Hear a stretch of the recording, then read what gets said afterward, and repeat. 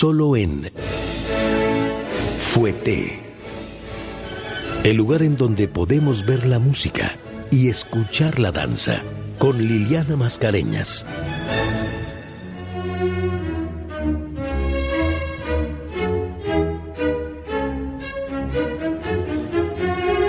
Hola, ¿qué tal? Muy buenas noches, ¿cómo están? Soy Liliana Mascareñas y les doy la bienvenida a Fouetté, este espacio de Opus 94 en donde todos los viernes podemos ver la música y escuchar la danza. Hoy les voy a presentar un ballet inspirado en Caravaggio, este pintor de inicios del barroco a quien le debemos el claroscuro. Y es que fíjense que, pues, un poco buscando los temas para este programa, me encontré con que el día de ayer, jueves, se inauguró en el Museo Nacional de Arte Caravaggio, una obra, un legado, que es una exposición hecha en colaboración con los museos capitolinos de Roma y además presenta una de las pocas obras de Caravaggio que existen en el mundo, que es La Buonaventura de 1595. Es, pues, una pintura clave para comprender el desarrollo inicial del artista y su primer acercamiento hacia el claroscuro. Esta muestra exhibe el legado tenebrista propuesto y difundido por Michelangelo Medici da Caravaggio en la pintura europea y novohispana a través de obras representativas de acervos nacionales. Además, hay otra parte de esta exposición que se llama The Caravaggio Experience, que estará abierta hasta el 1 de julio, que permitirá apreciar las soluciones plásticas de este pintor al propiciar una especie de inmersión multisensorial en su obra. Y es por ello que hoy los invito a que recordemos a Caravaggio y nos transportemos a la Italia del siglo XVII, a la Italia del nacimiento del barroco en el arte.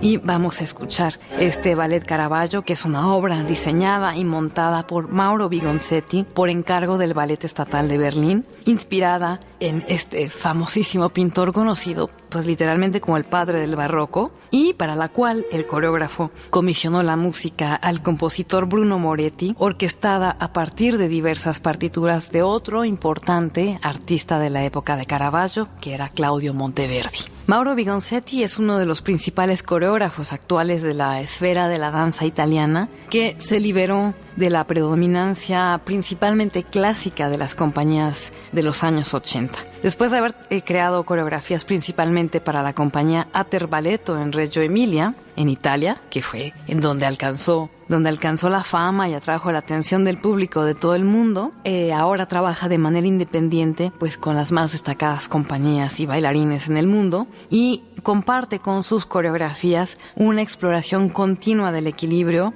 del movimiento, entre como dando siempre un dinamismo lleno de energía, pero a la vez también aplicando movimientos que nos conducen a tener mucha ternura. Y de esta manera pues lleva a los bailarines a hacer el movimiento más allá de lo que se podría pensar posible, ¿no? Equilibrios muy prolongados, posiciones siempre como muy fuera de eje, movimientos muy elásticos y fluidos. A propósito de Caravaggio, Vigonzetti ha dicho que cuando piensa en él, piensa en el artista y en el ser humano al mismo tiempo. Estas son las dos caras de la existencia humana que le interesan en particular. Y justamente las relaciones de estos dos mundos son la inspiración para esta obra. El mundo interior, por un lado, y cómo se desarrolla artísticamente en el otro. Vigonzetti produjo este ballet Caravaggio en colaboración con el Ballet Estatal de Berlín, que en su momento dirigía Vladimir Balakov. Y para montar el ballet y ser estrenado, contó con la participación del propio Vladimir Malajov en el papel de Caravaggio. También estaba Polina Semyonova como la musa y Elisa Carrillo, esta bailarina mexicana que es primera bailarina allá en Berlín, también tenía una participación importante dentro de los personajes que van conformando el tejido de este ballet.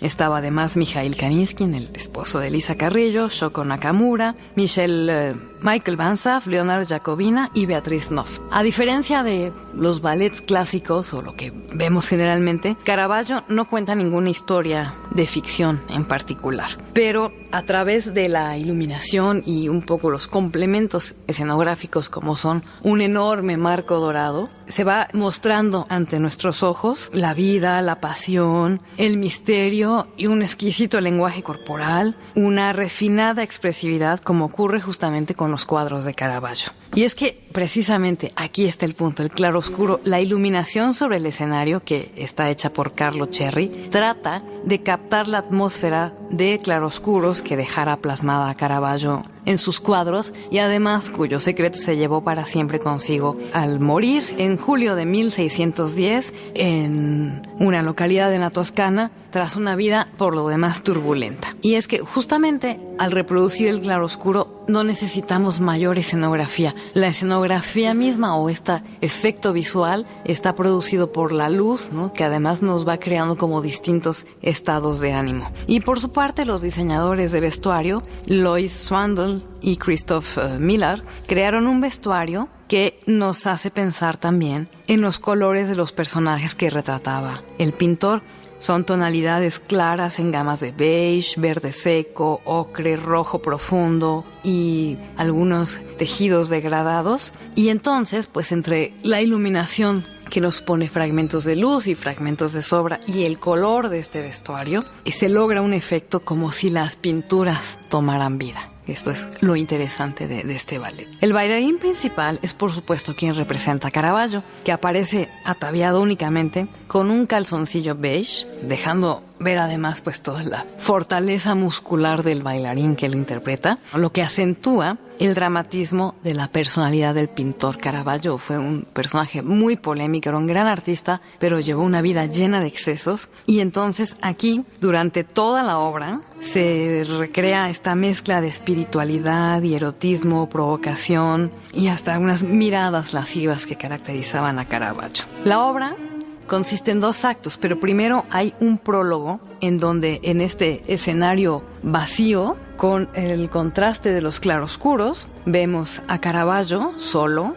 ¿no?, con este calzoncillo color beige, y vemos que se perciben así, al final del escenario, sentados en semicírculo, a un grupo de bailarines que no logramos distinguir muy bien justamente por este efecto de luz y sombra. El bailarín parece una escultura en movimiento y además es impactante ver cómo este lenguaje coreográfico de Vigonzetti articula cada músculo, cada parte del cuerpo en una danza que desde este prólogo vemos como este hombre, el artista, está pues como lleno de angustias, de inseguridades, de temores, de intensidades. Y para irnos adentrando en este ballet tan peculiar, vamos a escuchar justamente la música que acompaña este solo del prólogo. Es un fragmento de la fábula in música del Orfeo, arreglada por Bruno Moretti e interpretada por la Capella Estatal de Berlín.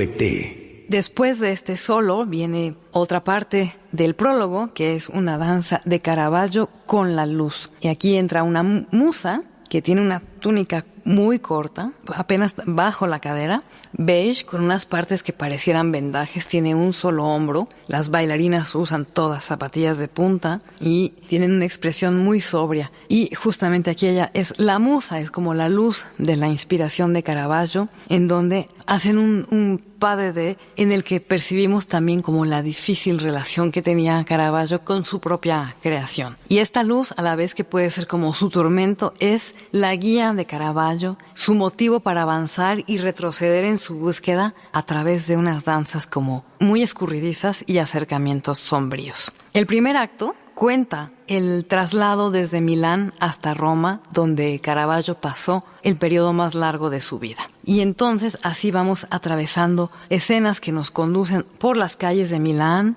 y el viaje a Roma, en donde ya vemos a este ensamble de 6 u 11 parejas por momentos que hacen una serie de danzas y que justamente con este vestuario en las tonalidades que representaban las pinturas de Caravaggio pues nos dejan sentir como el ambiente de esa época. Las mujeres tienen pues vestuarios muy sencillos en estos distintos colores que son túnicas de un hombro muy sueltas y abajo tienen una pequeña blusa blanca, llevan el cabello recogido en chongos o en colas de caballo pero adornados con unos listones muy delgados en el cabello para dar también esta idea como de la vestimenta de la época del barroco. También en este recorrido que nos lleva hasta Roma entramos al momento del carnaval romano y aquí aparecen una serie de situaciones y personajes que justamente representan el modo de vida del pintor que se deja llevar por el mito de Baco y no le importan los efectos que esos excesos pueden tener en el futuro. La alegría y la pena se van como entremezclando sin pausa entre fiestas, disputas y duelos. Y es que aquí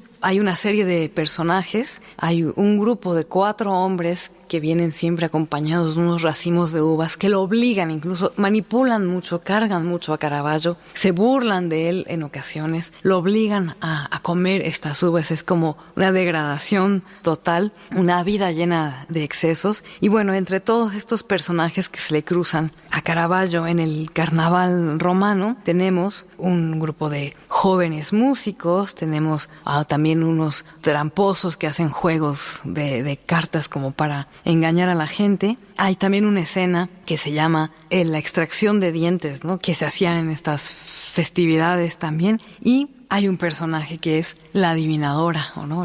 La adivinadora del futuro. Y este es un papel que ha representado Elisa Carrillo y es como entre todo este panorama de tonos ocres y verdosos y los hombres con sus vestuarios beige y Caravaggio con este sencillo calzoncillo, la adivinadora es la única imagen roja que de repente se nos viene de golpe. Tiene una túnica de un hombro y también la falda es en diagonal y ella tiene estos movimientos de piernas como muy afilados, muy precisos y hace una serie de movimientos con los brazos, como que se enreda los brazos en sí misma y avanza con su mentón recargado en una mano mientras tiene la otra cruzada para abajo. Se le acerca pues como muy sinuosamente al pintor, ella baila para él, hacen un pequeño dueto y luego los hombres estos que tenían los racimos de uvas que eran como de la procesión de Baco justamente también se acercan para bailar con esta bailarina. La coreografía pues es entre sensual, agresiva, hay como muchos momentos de estirar el brazo de uno para jalarlo hacia sí y todo esto Caravaggio lo vive siempre pues con una actitud de enervamiento, como de angustia. Y vamos a escuchar el fragmento justamente de la adivinadora. Es un fragmento de La mia turca per voce sola, en la reorquestación que hace Bruno Moretti de esta obra de Claudio Monteverdi, y es la Capella Estatal de Berlín, dirigida por Paul Conley.